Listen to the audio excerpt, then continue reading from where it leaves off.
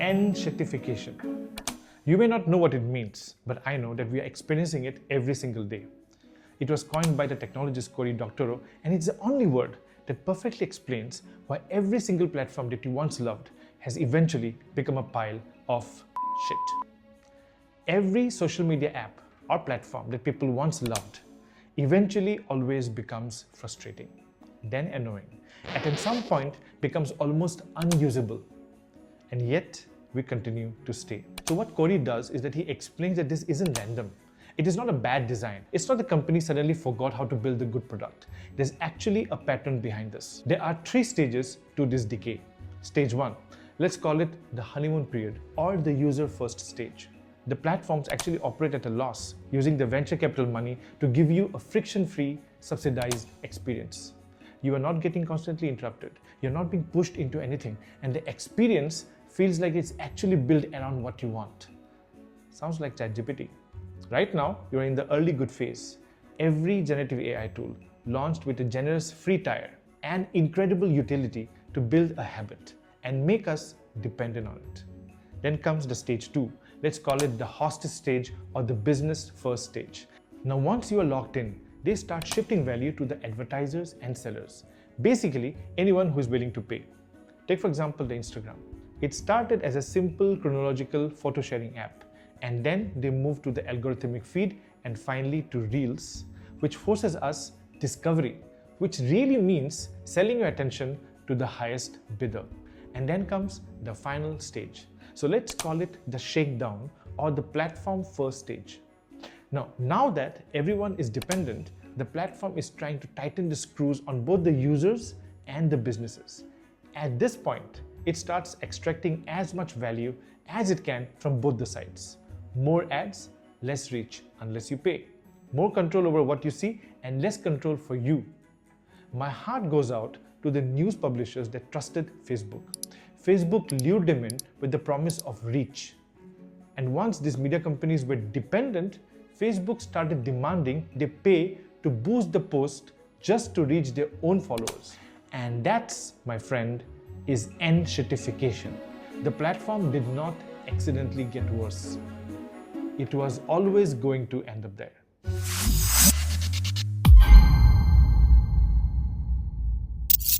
Ever found yourself doomscrolling through an app, hating every second of it, but you just can't call it quits? Now, don't be hard on yourself.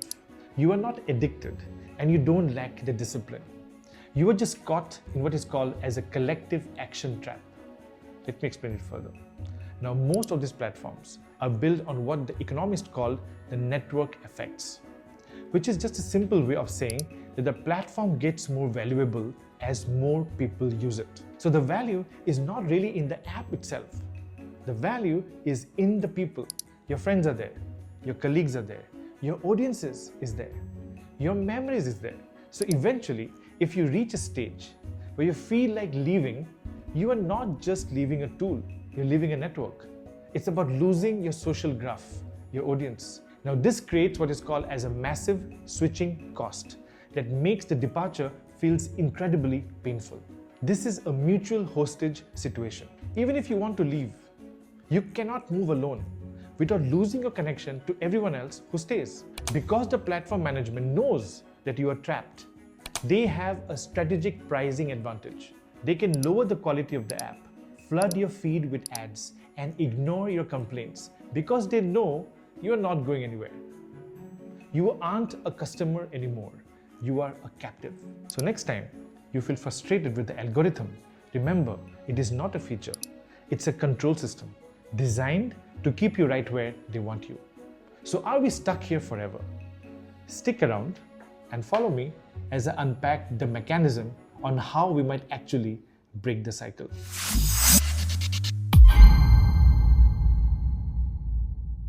Ever bought a useless product at midnight on Amazon?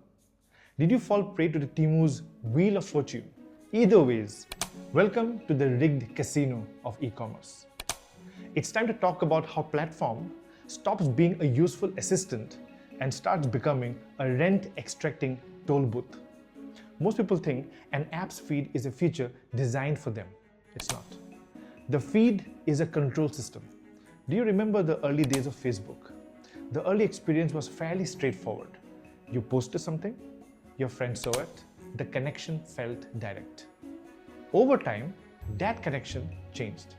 The moment the feed became algorithmic, the platform inserted itself between you and your audience. It wasn't just showing content anymore. It was deciding which content deserved visibility. And now that may not sound like a big shift at first, but it fundamentally changed the relationship. Because once visibility is controlled, it can also be limited, expanded, or sold. That is called the algorithmic attention rent. And nobody does it better or worse than Amazon. Remember when Amazon was just a great place to find cheap books with fast subsidized shipping? Now that was the honeymoon phase, where they burned venture capital money to make us dependent. Now try searching for something on Amazon. You will notice that the top results aren't the highest rated or the best value. It is a payola scheme where the product listings are ranked by how much the merchant has paid in advertising fees to be there. Now from a user's perspective, it feels that the search is just getting worse. But from the business perspective, it is becoming unavoidable. If you are a seller, you can't really opt out. You either pay for visibility or you disappear beneath those who do. Now we actually talk about monopolies, where one company controls the market for buyers. But platforms like Amazon and other large social media platforms have become monopsonies, where they control access for sellers, for creators, and the publishers as well. And can I tell you something even more crazier? Amazon actually forbids sellers from offering lower prices on their own website.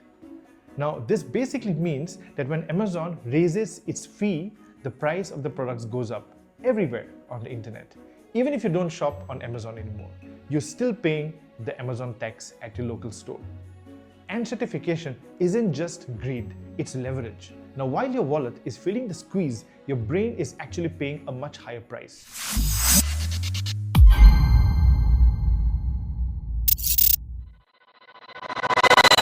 Doomscrolling, that's old news. Have you ever felt that specific numb exhaustion after scrolling for an hour? We have moved past doomscrolling, which is being anxious about real news, into a state of pleasant numbness caused by the meaningless content design to stop you from thinking entirely. An app used to be a tool that helped you. Now it is a hostile scaffolding, an environment that actively works against your goals to serve an advertiser's bottom line. So, how do we really fight back? Well, the answer is not just switching off your phone or doing a digital detox. That doesn't change the system. The real solution is actually structural. It's about making sure that no single platform gets to lock you in completely. This means building and supporting systems where you can move your data, your audience, and your work easily from one platform to another without starting from scratch every single time. This is called interoperability. Now think of this like a mobile number portability. Just like you can switch a phone carrier without losing your number, we need to have a legal right to move our data and our AI memories from one platform to another without starting from scratch. It also means supporting open systems platforms that are designed in a way where no single company owns the entire network. It is called open protocols. These are like the open rules of the road. Instead of a private company owning the entire highway and choosing who gets to drive, an open protocol, like for example the Blue Skies AT protocol, allows anyone to build their own road that still connects to everyone else. It gives you the right to exit without losing your community. The hostage phase only works if you have nowhere else to go. It is time we stop being captives and start building the exits. I'm Dr. Sabir Haque. See you in the next one.